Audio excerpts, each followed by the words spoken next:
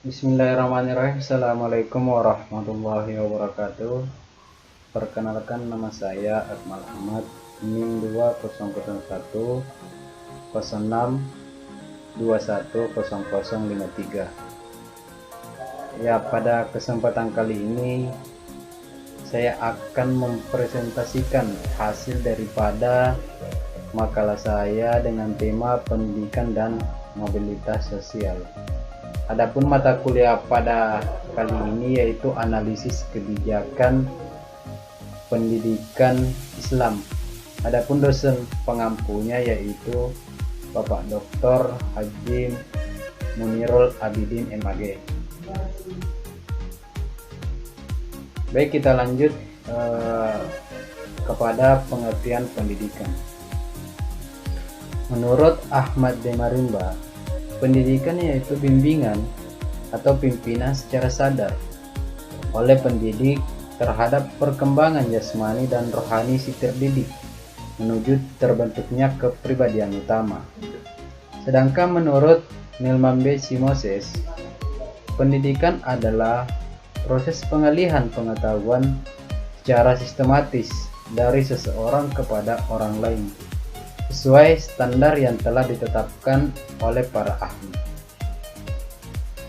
Jadi pendidikan yaitu kegiatan bimbingan dan pembinaan peserta didik untuk memanusiakan manusia dalam hal pembinaan mental, melahirkan generasi, membina umat, serta melahirkan peserta didik yang berkarakter, berkepribadian baik, berakhlakul karimah, berbudi pekerti luhur, dan lain sebagainya. Ya, kita lanjut kepada fungsi pendidikan.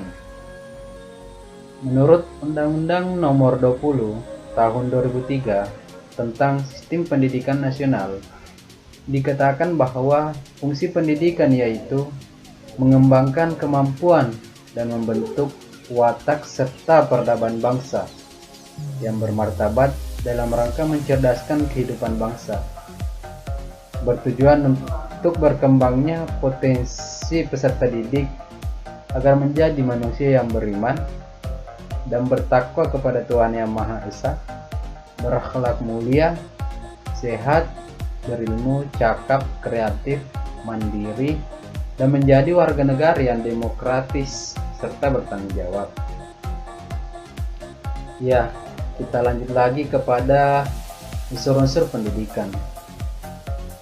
Yang pertama, kurikulum adalah seperangkat rencana dan pengaturan mengenai tujuan, isi, dan bahan pelajaran, serta cara yang digunakan sebagai pedoman penyelenggaraan kegiatan pembelajaran untuk mencapai tujuan pendidikan tertentu.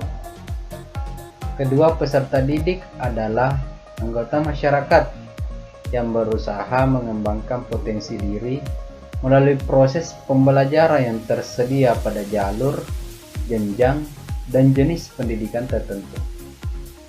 Ketiga, pendidik adalah tenaga kependidikan yang berkualifikasi sebagai guru, dosen, konselor, pembelajar, widyaswara, tutor, instruktur, fasilitator, dan sebutan lain yang sesuai dengan kekhususannya, serta berpartisipasi dalam menyelenggarakan pendidikan.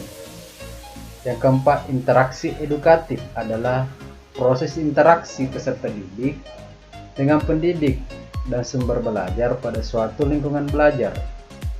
Kelima, isi pendidikan merupakan materi-materi dalam proses pembelajaran yang bertujuan agar peserta didik secara aktif mengembangkan potensi dirinya untuk memiliki kekuatan spiritual keagamaan, pengendalian diri, kepribadian, kecerdasan, akhlak mulia, serta keterampilan yang diperlukan dirinya masyarakat, bangsa dan negara ke arah yang lebih baik lagi.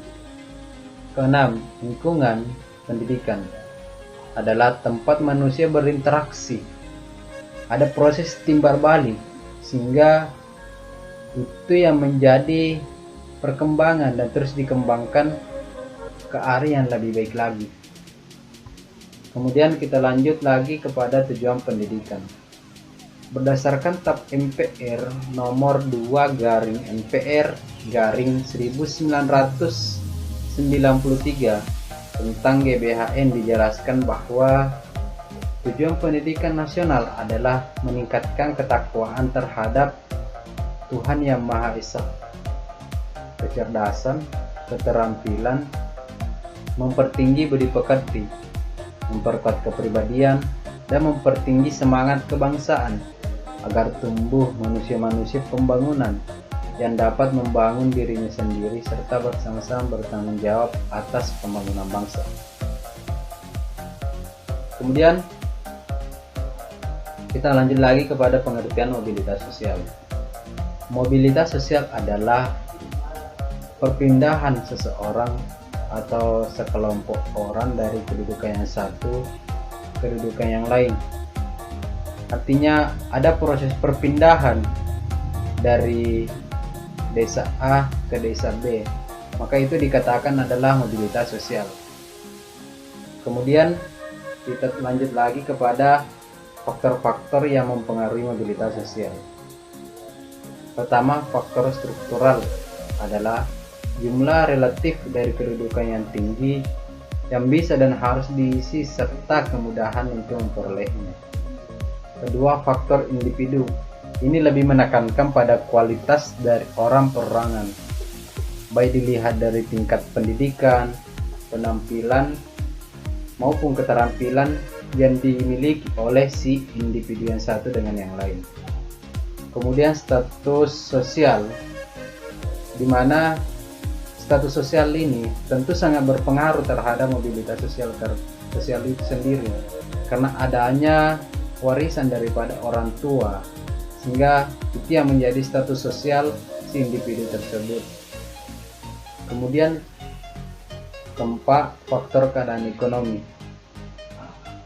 seperti adanya masyarakat desa yang melakukan urbanisasi akibat himpitan ekonomi di desa, sehingga itu bisa dikatakan sebagai masyarakat yang mengalami mobilitas. Artinya ada keadaan ekonomi yang tidak stabil di masyarakat itu sendiri, sehingga itu yang menjadi mobilitas sosial yang terjadi di daerah tersebut. 5. Faktor situasi politik. Suatu negara dapat menjadi penyebab terjadinya mobilitas sosial karena adanya kondisi politik yang terjadi dalam suatu daerah, dan tentu itu sangat berpengaruh terhadap struktur keamanan daripada masyarakat tersebut, sehingga dia memilih untuk berpindah ke tempat yang menurut dia itu lebih aman. Keenam, faktor kependudukan atau demografi. Tentu ini disebabkan karena adanya jumlah penduduk yang pesat. Artinya ada bonus demografi dari 100 menjadi 200. Itu perumpamaan. Sehingga itu yang mengakibatkan sempitnya lahan pemukiman dan mewabahnya kemiskinan, sehingga menuntut masyarakat untuk melakukan transmigrasi dari daerah A ke daerah B. Kemudian kita lanjut lagi kepada hubungan pendidikan dan mobilitas sosial. Pendidikan dalam mobilitas sosial dipandang sebagai jalan untuk mencapai kedudukan yang lebih baik dalam masyarakat. Makin tinggi pendidikan yang diperoleh, makin besar harapan untuk mencapai tujuan itu. Dengan demikian, terbuka kesempatan untuk kegolongan sosial yang lebih tinggi. Kemudian, pendidikan dilihat sebagai kesempatan untuk beralih dari golongan yang satu ke golongan yang lebih tinggi.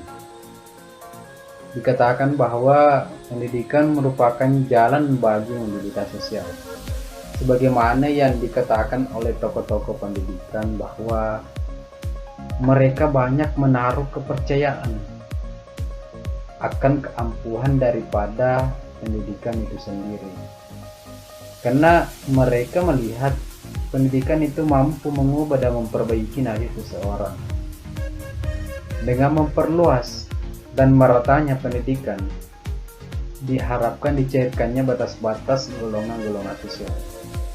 Tentu dengan adanya kesempatan belajar yang sama, itu akan membuka jalan bagi peserta didik untuk memperoleh pekerjaan yang diinginkan. Tentu kewajiban belajar atau pendidikan universal memberikan knowledge, pengetahuan, soft skill atau keterampilan yang sama bagi peserta didik dari semua golongan sosial. Kemudian kita lanjut lagi kepada strategi pembaruan pendidikan demi tercapainya mobilitas sosial. Strategi pembaruan pendidikan demi tercapainya mobilitas sosial yaitu mengidentifikasi berbagai problem atau permasalahan yang terjadi yang dapat menghambat terlaksananya pendidikan, dan tentu merumuskan langkah-langkah pembaruan yang lebih bersifat strategis dan praktik sehingga dapat diimplementasikan di lapangan. Dan tentu langkah-langkah tersebut harus dilakukan secara terencana, sistematis, dan menyentuh semua aspek yang ada. Dan tentu untuk mengantisipasi perubahan yang terjadi, maka kita harus mampu merekayasa terbentuknya sumber daya manusia yang cerdas, yang memiliki kemampuan inovatif dan mampu meningkatkan kualitas manusia. Oleh karena itu, pendidikan betul-betul akan berpengaruh terhadap perubahan kehidupan masyarakat dan tentu akan memberikan dampak atau sumbangsi optimal terhadap proses transformasi ilmu pengetahuan dan pelatihan yang tentunya dapat diimplementasikan dalam kehidupan manusia ataupun dilaksanakan di kehidupan nyata manusia itu sendiri. Kemudian kita lanjut lagi kepada peran pendidikan dalam mobilitas sosial. Pertama, pendidikan akan berpengaruh terhadap perubahan masyarakat. Tentu dengan adanya pendidikan, tentu itu akan menambah wawasan pengalaman daripada masyarakat itu, dan tentu dengan adanya pendidikan, tentu itu akan membawa dampak perubahan tersendiri daripada individu itu sendiri karena dengan adanya knowledge, pengetahuan yang mereka miliki. Yang kedua, pendidikan harus memberikan sumbangan optimal terhadap proses transformasi menuju terwujudnya masyarakat modern. Artinya, dengan pendidikan, seseorang akan mendapatkan sebuah pengetahuan yang optimal, dan tentu itu akan berdampak daripada individu itu sendiri dalam hal melakukan transformasi menuju terwujudnya masyarakat madani atau yang diinginkan oleh masyarakat itu sendiri. Dan yang terakhir, dampak mobilitas sosial terhadap komposisi penduduk. Yang pertama, dampak positif. Tentu dengan adanya mobilitas sosial tersebut, tentu itu bisa memberi motivasi bagi masyarakat untuk maju dan berprestasi agar dapat memperoleh status yang lebih tinggi. Artinya, dengan adanya mobilitas tersebut, tentu itu akan berdampak, efeknya akan lari kepada masyarakat itu sendiri, sehingga mereka membekali diri untuk selalu berinovatif, kreatif, dan terus rasa ingin tahunya tinggi agar status mereka bisa diubah dengan melalui metode pendidikan itu sendiri. Kemudian dampak negatif. Setiap perubahan atau mobilitas pasti akan memiliki dampak negatif, dan hal itu bisa berupa konflik baik di masyarakat ataupun di tempat-tempat yang memang orang-orang bisa berkumpul, dan tentunya bisa juga di keluarga, masyarakat, dan lain sebagainya.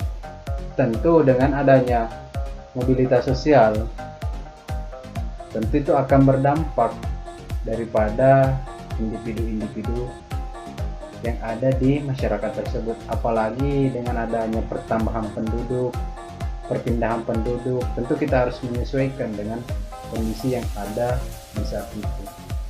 Dan tentu dengan adanya konflik ini, tentu harus dikelola dengan baik sehingga hal itu tidak berlarut-larut dalam hal negatif di masyarakat itu sendiri.